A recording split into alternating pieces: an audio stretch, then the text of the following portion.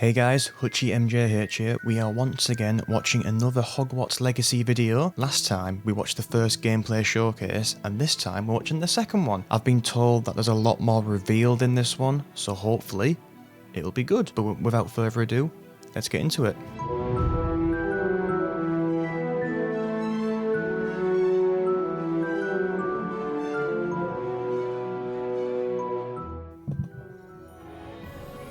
And here we go.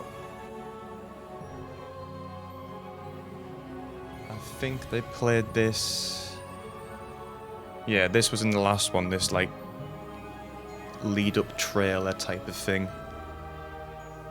Hey everybody, welcome to the Hogwarts Legacy Gameplay Showcase. I'm Chandler Wood, Community Manager here at Avalanche Software, and I'm honored to introduce you to our panel today. First up, we have community guest host, Ben Snow. Oh, I can't believe this is happening. different people this time. And from the Avalanche team, we have game director Alan Tu. Hello, everybody. And systems designer Mackenzie Toner. Hi. And finally, just off screen capturing gameplay for us, Andrew Corum.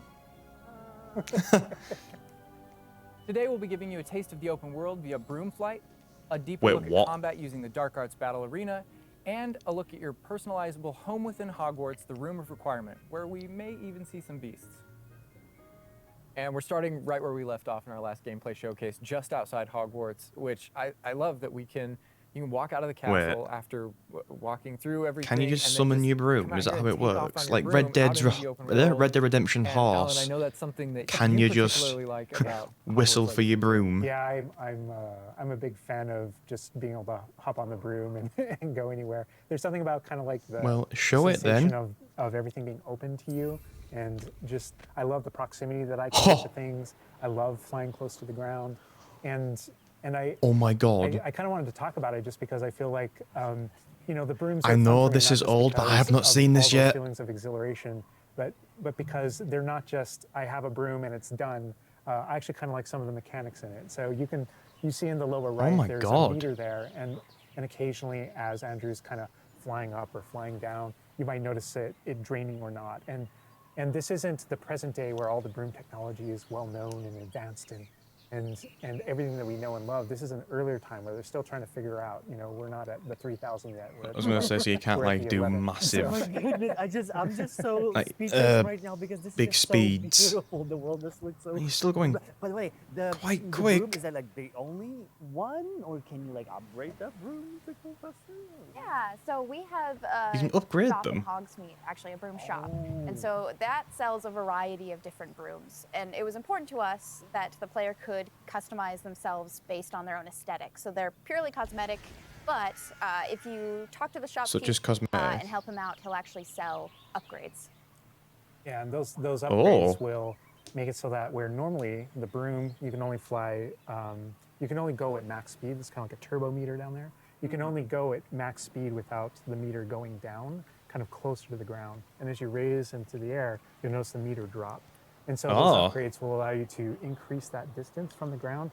And the broom owner at the sporting goods store in Hogsmeade is trying to perfect the broom and get better at it. And it looks so cool. Participate that and get better and better brooms through that. And I love that mechanic encourages you to actually explore the world and kind of stay close to the ground. It's not just a travel mechanic, point A to point B. You're not just flying high over everything, although it is beautiful. Dueling feats. Use a mandrake against an enemy, keep an enemy airborne for 10 seconds. There's like small challenges in areas. Oh my god, like I'm just like, I want to snatch the controller from Andrew right now because I want to go to the mountaintop, I'm going to the forest, and to that hamlet, or, I don't know. Yeah, can I have the controller, please? No, it's awesome. We're actually gonna land here, and I feel like that you call it a hamlet is just perfect, just because that's what we refer to it as. And so we all know from lore that Hogsmeade is the only all-wizarding village within Britain, but we wanted other opportunities to other characters out here and to kind of populate the landscape, so it's not just kind of, you know, barren as you leave out this direction and that direction. And so we just imagine these different dwellings, these different... That floating trumpet in a different game called Cyberpunk would be called a glitch. And so it's those... but not in this game. In this game, it's magic. It's meant to be that way. Stories, how those different locations have kind of like learned to live, what their relationships are with characters in Hogwarts, And so they're both quest opportunities out here and a chance to kind of get to know more of the area, even beyond Hogwarts and Hogsmeade that we've already experienced. And you'll also notice on the mini-map, like lots of little icons, and each one of those represent gameplay in the hamlets that you can participate in, you know, whether it's a vendor or different puzzles and challenges or different secrets that exist. Each one of those icons are different opportunities for gameplay. And you'll notice that same thing as we venture out into the open world as well. So when you go out into the open world and you see those icons, whether they're on the mini-map or on your map or off in the distance, those things are opportunities to say, like, I want to increase my inventory capacity. They're puzzles left behind by old wizards, you know, that you can solve. A kid with his broom. You those. If you see ruins off in the distance and you visit them, you might find opportunities to actually expand and learn about your ancient magic. And as you kind of encounter different enemies dotted on the landscape, sometimes those characters, poachers or dark wizards, might be hoarding different magical resources that are valuable to you as you're playing the game. So each one has kind of like a way to connect to our gameplay loops and provide different opportunities that just kind of reward you for poking around them. I mean, I right away want to just cover all. I like his coat. Points on the map just by going over there. Well, we've flown on a broom already, but there is something that we haven't done so far, and that is getting on our flying mount. We're going to hop on our Onyx Hippogriff here. The Onyx Hippogriff is our pre-order bonus. Oh my god, there he just like pops out of the back. You can use it as a horsey? I mean, a horse. I mean, that is oh my god. Yeah, as a hippogriff, you can totally ride it like a ground mount, and you can lift off into the air. What? And we tried to make sure that each of those interactions, so the broom's really good at reaching that top speed, at kind of traveling the world as quickly as possible. But sometimes it's really nice to get on the hippogriff because of that ground speed or those transitions. And sometimes it just feels amazing just to be riding around. God. Yeah, it really is kind of like, I don't know, it's a great feeling being on it. And it's a great feeling managing those transitions, kind of going from run to fly and just being able to go wherever you want. And we tried to make sure that each one of these things that you can interact with have a unique Slow a loyalist assassin. Whoa. Whoa. Oh my god, like I see like different like areas, like a swampy area. But wait, can you go to like entire map anywhere you go? There are regions that are like locked from you? Yeah, as soon as you, there's kind of a moment where the world kind of opens up to you outside of Hogwarts as a student, and right from that moment, early on in the game, you can go wherever you want. And so you might find more difficult challenges in different areas, and you'll see different spots as Andrew's moving around, like you mentioned the swamp. But there, we have got like a coast, and we've got different types of environments. I like how it all just changes. In the world, just to kind of pepper your experience, reward you for exploring, keep things fresh. All those things exist. Like there was some sort of filter over the screen when you went into the swamp. It's like so rustic. Like I keep forgetting that this is like 1800s. The Wizarding World we've never really seen before. Of course, like it feels so authentic. Like it just, it's part of it. Yeah, I love this vista too, and I'm gonna have Andrew stop here. We're gonna use a bit of dev magic to change the seasons. Actually, I want you to see what this world looks like, covered in snow. Yes. Oh, go on. Please. I love snow. What's going on?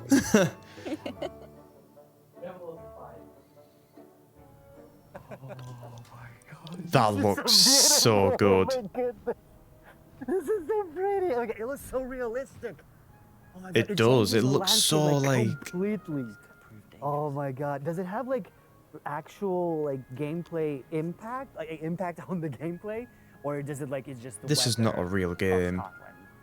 Yeah, we really use it as a narrative marker through the game. So as you're progressing through your main storyline, it was important for us to kind of like have those moments that kind of felt like when you're reading the books or watching the movies, where you'll see kind of like the title balloons. Winter, and now the landscape has changed, and you're really feeling that passage of time while you're a student, going through your year at Hogwarts.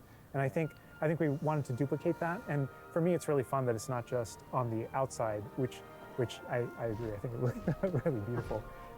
But within the school as well. So there are moments like when it reaches certain holidays or things like that, where Hogsmeade reacts to holidays and the school reacts to holidays, and you see the decorations around the I could have been wrong there, but I thought the tree tried to attack him. That could be something I just made up in my head. And it's not just for the seasons. Those kind of vibe things. Like we have a day-night cycle, and that day-night cycle even though similarly, like it's largely about vibe when you go into Perform a dueling combo. Around 0 school, out of you notice it 10. kind of dies down and quiets down just when there's just candlelight and students kind of like as you're walking through the halls. But in that day-night cycle is where we've kind of placed a few items. This game where, is beautiful. You know, whether or not you can collect them or whether or not you can interact with them that are a little bit restricted by the day-night cycle. And I love Andrew's flying up here, really high up on the hippogriff, and we're just looking at this view of Hogwarts in the distance. It's just absolutely beautiful. It's part of what I love most about flying around in this game, whether it's on a hippogriff or on the broom.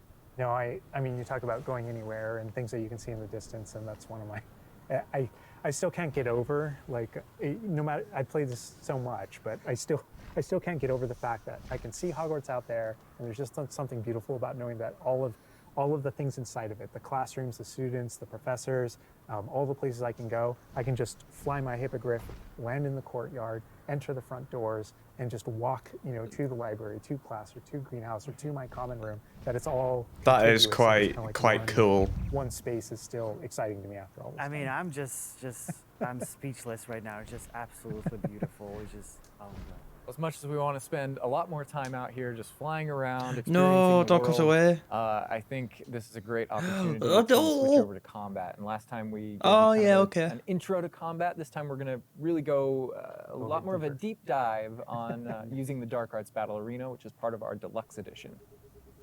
All right, Andrew's got us in the Forbidden Forest, which is where the Dark Arts Battle Arena is. Which is part of the Deluxe and Digital Deluxe Edition. I love the way that the Dark Arts Battle Arena is actually so you can purchase it separately if you get the standard so your edition. Experience is more immersive than just choosing an option from the main menu of the game or something like that. Reason to go to the Forbidden Forest. Exactly. There are many reasons to go to the Forbidden Forest, but he's also wearing the Dark Arts cosmetic set, and here he's pulling out the Thestral, which is part of that Dark Arts pack from the Deluxe and Digital Deluxe Edition. So we're going full Dark Arts here. That's good. That's what I like doing. But I like this this battle arena. It is a great place to show off really combat in a big way because it unlocks some interesting abilities for you and allows you to really play around with combat in a deep way. And is this like the only arena like this in the game? No, Hogwarts region. So in the base game, we have 2 combat arenas normally, and so everyone has access to those. And each of the combat arenas are an opportunity to kind of just go through a difficult combat challenge, fight through multiple waves, in order to earn a different cosmetic for your character. And you just summon it, and then when you're done, in the case of that's no different than the book. Dark Arts I don't know what it's Battle called. Arena, Sorry. that's also true. The combat arena. Battle arena. Wow. One of the things that we're excited about in the Dark Arts Battle Arena that people can do is you come in preloaded with different abilities. So the unforgivable curses are something that everyone's going to have access to through the base game and going to be able to earn, and they can make choices in order to kind of like add that to their repertoire. And they can also commit. Andrew's setting up his spells. Sorry, no peeking. When you play the Dark Arts Combat Arena, you actually have access to all those things as kind of like a way to test them all. And so it's a chance to kind of like tour and play with the Dark Arts and decide whether or not that is a path that you kind of want to go down. But yeah, everyone has the same ability to explore the Dark Arts. This is just kind of like a way of previewing.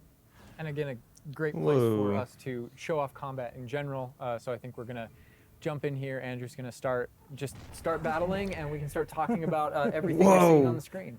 All right. Oh, they just about the cadavers right away. Oh my God. Just kill the We're starting off strong. Oh my God. Was that Sergio? Oh my God. Just. That's so cool. Are we just openly killing people? You'll notice right away, like when we used Avada Kedavra, that guy's health bar went from instant to 0, and we really are trying to honor the way Avada Kedavra works in the game, even in some pretty extreme situations. Really? You'll notice that like the meter takes up a lot longer to a little kind of build up as a way to kind of deal with its extreme power, just so that it's still fun to use. And then there's some ways that we'll probably talk about to Can you kill people in this game? But I don't know. I don't know if there are things on the screen that you just have questions about. Well, like I see like little blue he ragdolled popping from the enemies. Also, hello. Before, like that sign. Well, it's like Whoa! in the community we call it the ancient magic sign. I don't know if that's how it's called. Yeah. In the game. So the community is astute. So on the development side and in player facing in the game, we reference that as your ancient magic community. Oh, so it is ancient magic. That is, yeah. So as your abilities in the game keep God. growing and you become exposed to some of the secrets about your own kind of mystery and your own abilities, you start unlocking new powers. So one of those powers, you'll see the R1 button appearing throughout the game. That's an ancient magic throw, we call it, that allows you to kind of like draw an object to you and fling it at an enemy. Okay. But whenever you see the R1 or the L1 plus R1 appear over somebody's head, that's an ability to cast a very devastating and powerful ancient magic spell to do a ton of damage against the character. I see. And the way that manifests itself depends on the type of enemy that you're fighting. And you'll see a wide variety of enemies in here that are pressuring the player in different ways. Just You'll notice full on killed him. There's Oh my abilities God. that kind of bubble up under the player as he's fighting that force him to move. And there's different ways that we want the player to kind of move around on the battlefield. And that's actually a good link to the ancient magic meter in general. And the reason why I say that is because as you're doing different things in combat, you're Protegoing and you're doing different abilities and you can kind of spec into it with your talents, there are different ways to get that meter to build faster and faster. But one of the most effective base ways to build up that meter fast, that way you can launch these devastating attacks whenever you want to, is to actually perform combos. So you see that combo appearing, and it's almost like your My emotions are God. building up, and then basically that builds up enough that you can attack someone. But as the combo meter builds up, at some point you strike someone and a piece of their magic kind of falls out of them. You'll see the blue orbs in the game world, and there's something that only you can see in the narrative, in the world. And it's another Looked reason like to move one around of on the battlefield. If enemies you was can go floating up in the and collect background. those things and suck them in, they give big jumps to that ancient magic meter as we're playing. We're talking a lot about spells and magic here, but I think there's another huge component of combat, and that is the tools that you can bring to combat as well to kind of change the way you play. And I think Mackenzie knows a lot about what's going on with the plants and potions. And so the tools Turn are really them interesting into a because they're chicken. basically like a prior investment. So you can bring the potions and the plants that you grow in the Room of Requirement to combat to essentially kind of help you defeat enemies a lot quicker and more efficiently. So some of the tools that you'll see here are like the rock skin potion. So that is something that basically covers your skin in this like rocky material that reduces the incoming damage that you're receiving. So against big enemies, hard-hitting enemies like trolls, that's super helpful. Jesus. Like he's just destroying. The troll just collapsed from one of the kidnappers. Obviously, we have the Wig and Will potion as well, which increases your health. And then we have the focus potion. So when Alan talks about having to balance Avada Kedavra with a long cooldown, because obviously it's an instant kill. This looks so cool, one man. thing you can do is brew a focus potion, and that will increase how quickly your cooldowns regain. Right. Oh my God. There's just so much like versatility, like in what the character is doing to the troll right now. Like he's just bouncing around the arena. He's like not. And the troll makes him move around too, looks like. And I love that our plants are violent. Yes, and so that's like when we were talking about the setup of the arena, you also have plants that you can fight with. And so we have things like the venomous tentacula that you can put down, and it acts like a turret that just kind of shoots enemies around the battlefield. That is so cool. This is like a truly like Hufflepuffian way to approach the battle. Yes. Exactly. No, that was super important to us, that there were these like multiple ways. And so you can see there's a ton of different things that you can use. The Mandrake is one, so you can pull it out and it stuns with its like piercing cry these enemies in a radius. And another thing I want to call out that we're seeing on the side of the screen here is these dueling feats, which I love because I love anything that prompts me to play a game in a different way, a unique way. I don't want to get stuck in my style, you know? And so this is a way to, if you want to get stuck in your style, go for it. If you just want to blast people with spells, go for it. But we also want to have some things over here that may make you use certain plants or certain potions or block more or... Yeah, we mentioned the field guide challenges in the prior stream. And the field guide challenges, this is the way that the field guide manifests. Sorry that I'm not talking much. I'm so And exactly to your point, engrossed we just in wanted this. a way to encourage players to to explore the different systems, to help them. I do like the decide, dueling to just kind of feats. practice with them, Like he explore said, what they you wanna do, you because don't there really get are so stuck many in different one ways that you style can of playing. You push can talents. When you see the branch out green and play X's in on different characters, ways. Right. and that's kind of through your talents you can unlock this kind of cursing mechanic that sort of like links the fates of these different characters on the battlefield. That way, as you're cursing different characters, they all begin sharing damage. And so we have things like Avada Kedavra, which is the insta-kill, but if you curse everyone before you insta-kill this one guy, they can all drop dead for that kind of ultimate Voldemort fantasy. And so, Oh my god. there are Insta-kill a Dark Arts group of them. fantasies. There's fantasies about being more of a defense against the Dark Arts characters, things like that. That Misty Step. I love that. That's my favourite. Turn people into a chicken. And we can also spec into our potions and plants to make them more powerful and more efficacious. So it's all about which type of player you feel like you are and whether or not you want to play with prep, on the fly, or with deliberation, and those are all different options. That is so cool because like it's like I see so much like going on the screen, just so much complexity, and I want to just try it myself, like which style works. That best. was I mean, really I guess cool. Dark Arts is going to be the easiest route, but You're that our ancient audience. magic, to be honest, feels like much more powerful than just the Dark Arts.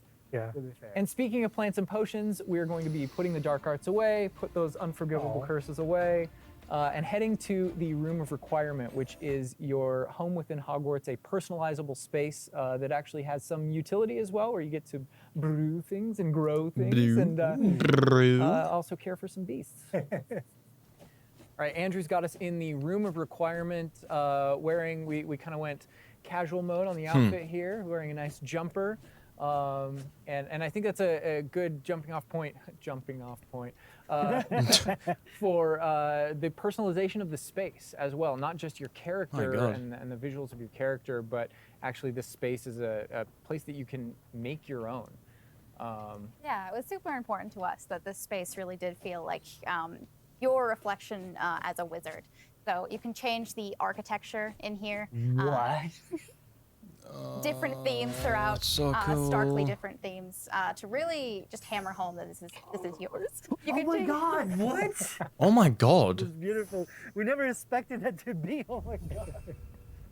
That's the thing, is not only can you change the architecture here, but you can actually conjure little objects into this space, as you can see. So there's like statues that you can do, and ornaments, and tables, and rugs, and just a bunch of little things that really flesh out the space and bring it to life. Oh my god. We had an idea that those places where you brew stuff, that's where you can change, but you can do all of this. Where do you even get this stuff? Like, there's a furniture store? Yeah, so we call them conjurations. It's like And The conjuration Sims, but recipes Harry can Potter. be purchased at Tomes and Scrolls in Hogsmeade. But also, as you engage in different types of gameplay throughout the world, you'll be rewarded with different objects. That's so cool. And you change color? You can change the color, you can change the Let me size have of it, this. and you can place What? it basically anywhere. Oh my god, it's so tiny. It's like for Baby Niffler.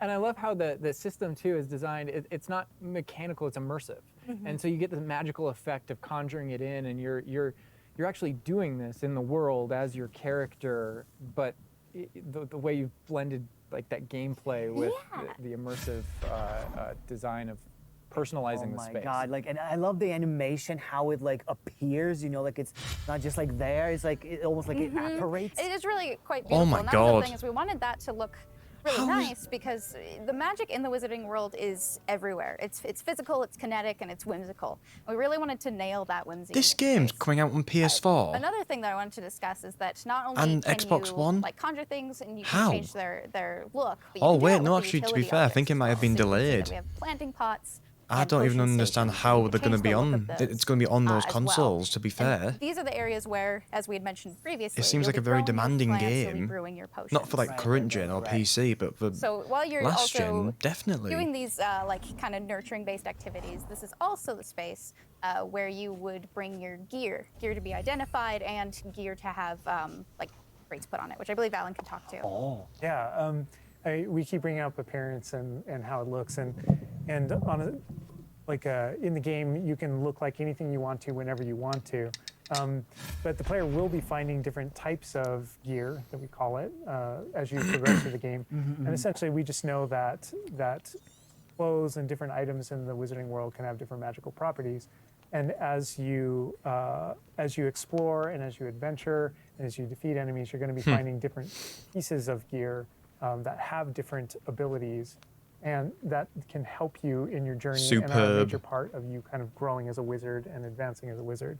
And so there's a huge list. And not all the time, whenever you get a new piece of gear, you don't necessarily know exactly what it does.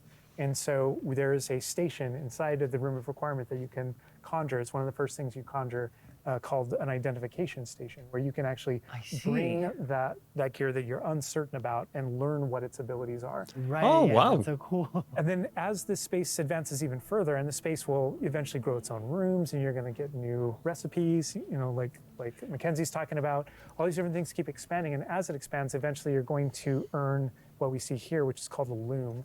And when you set up a loom, it's an ability to essentially customize exactly which magical properties are on your gear, and take any piece of gear and adjust its properties and to tweak what it does. And I mentioned earlier that you can make anything look like anything. The collection of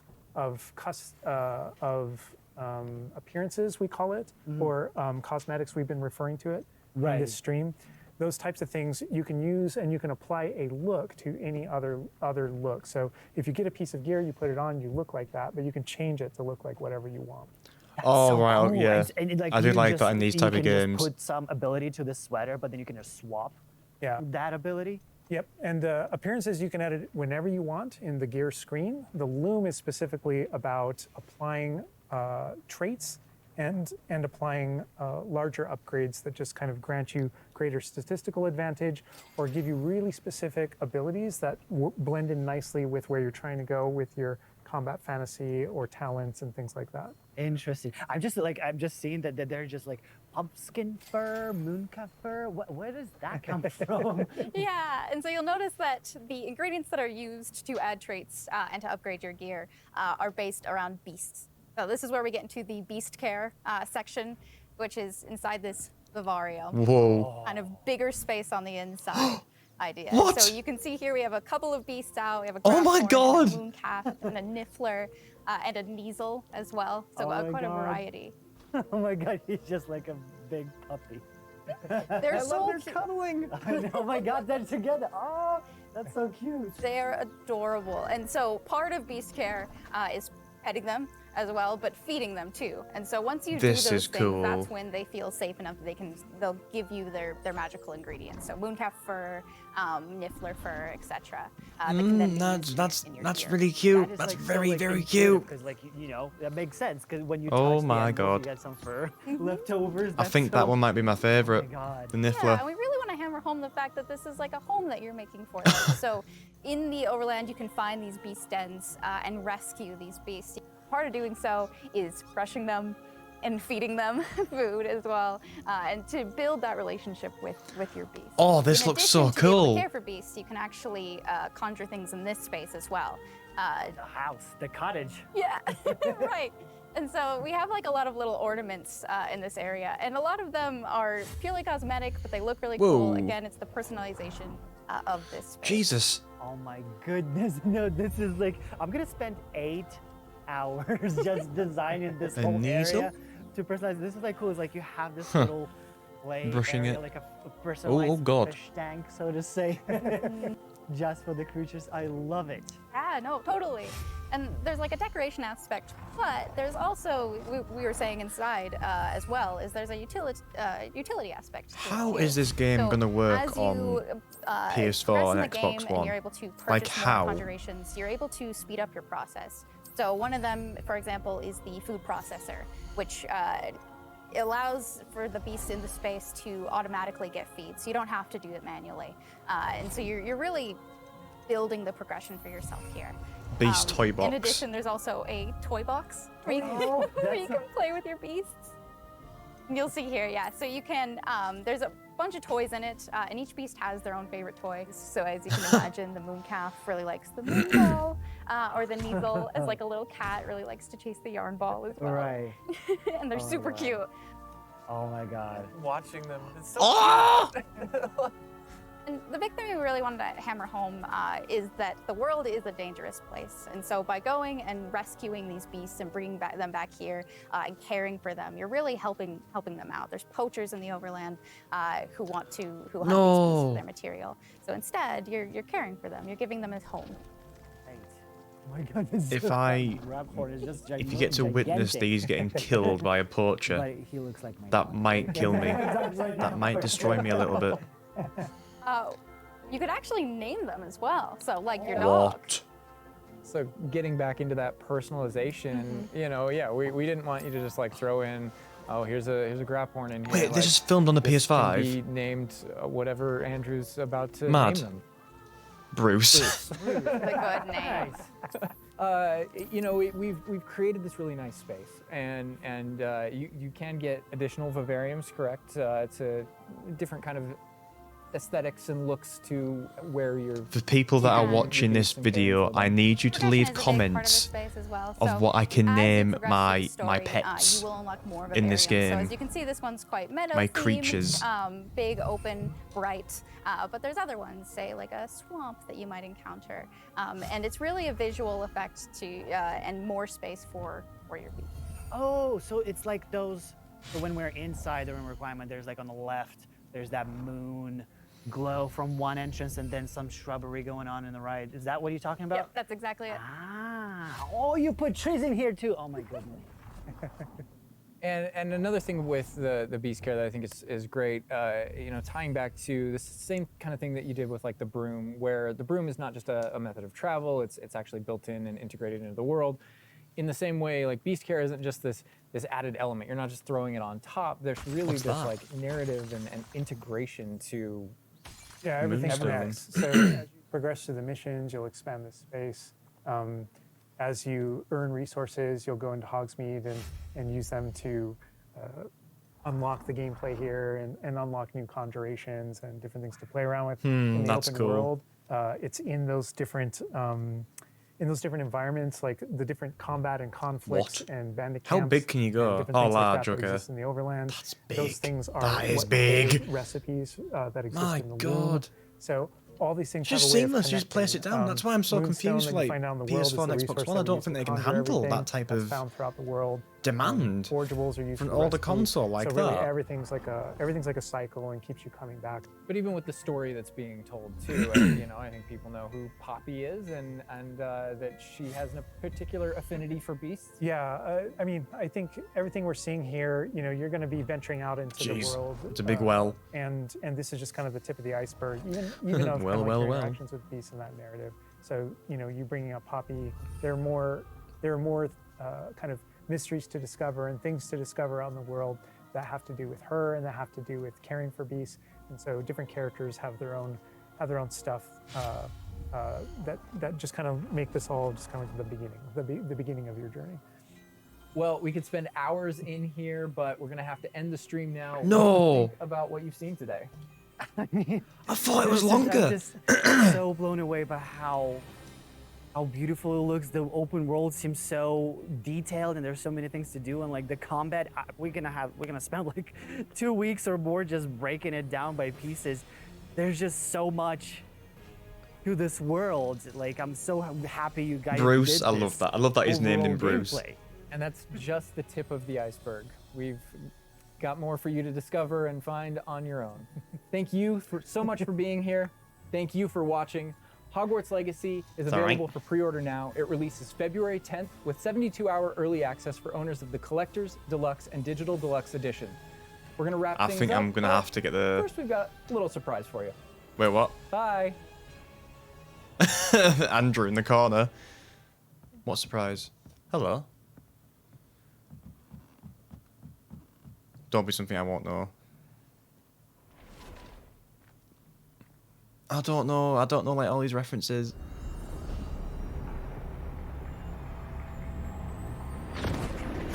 What? What was that? Right, someone in the comments, I need someone to tell me what just happened, because I have no clue what that was. I need someone to explain to me what that was, because it did look quite cool. Right, I'll end it there for this video, but My God, I cannot wait for February. Well, February 7th is when I be getting this game. I'm going to get the deluxe edition, so you can get it 72 hours early, like you just mentioned there. In the Beast part, I want people to leave comments on this video and videos in the future when I do start playing the game of names that I can come up with and name my beasts. It would be really cool if viewers could choose, but I know I'm a very small channel, so there won't be that many people watching, won't be that many people commenting. But if you are there, if you've got a name in mind, shoot it in the comments. I will end up using it. But yeah, thank you very much for watching. I cannot wait for this game to come out. It needs to hurry up. I hope you enjoyed.